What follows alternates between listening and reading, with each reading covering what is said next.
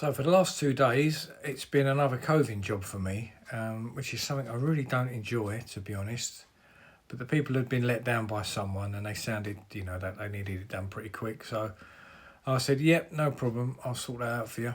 So the last 2 days, I've been doing this, and this coving is like a hard polymer one. It's very light. It's very easy to put up. You just put the glue along it with a gun, like a mastic gun, and stick it up really.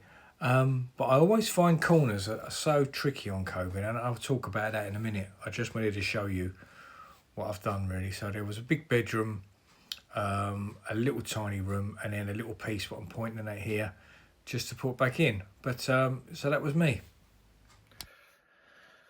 Yes, coving. Now I've been a plasterer for many a year now, probably longer than a lot of you lot watching have been alive really. And coving is never something I've done regularly, and it's never something I enjoyed. I enjoy the actual physical doing it because it's easy. It's not hard work. It's quite light. But when it comes to getting them corners right, I've tried every method under the book. I've got a wonder mitre, which is like a metal sort of like a bit of a pyramid thing that you lay on it, and it gives you the right angles this way and that way to cut. So I've used that for years. I've made my own mitre boxes. I've bought mitre boxes. I've gone along the top of the ceiling with the pencil line, and then to get your diagonal cut, you take it from the corner out. There's nothing I haven't done to try and improve my cuts in my coving. But whenever I do it, I'm always finding myself never getting this perfect, they meet nice. I'm always spending more time filling, I feel, with coving.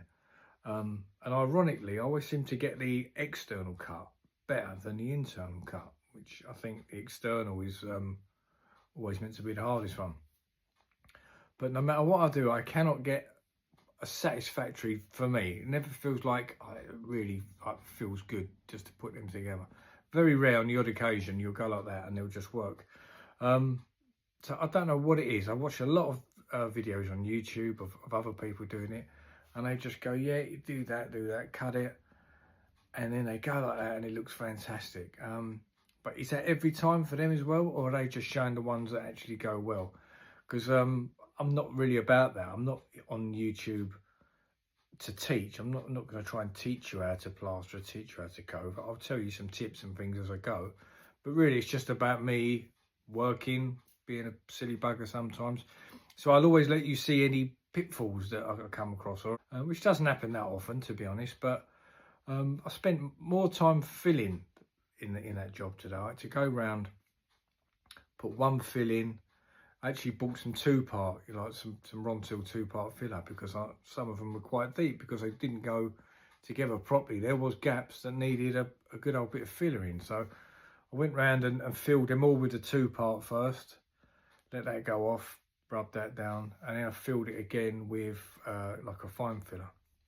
And it'll look all right once it's all decorated. I'm sure it'll look fine. And the job I've just done, I think they'd had a carpenter in there, and he put some sort of built-in wardrobes in, and he'd started the coving, but he'd said to the people, it's too hard for him, he doesn't want to finish it. So I've gone in there like a superhero to finish it.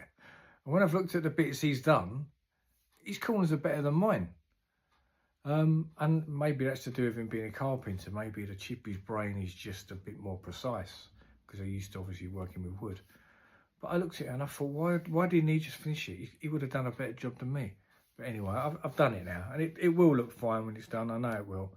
But it's just something that I've never gone in every job I've done and thought, yeah, I'm gonna get this. This is gonna look lovely.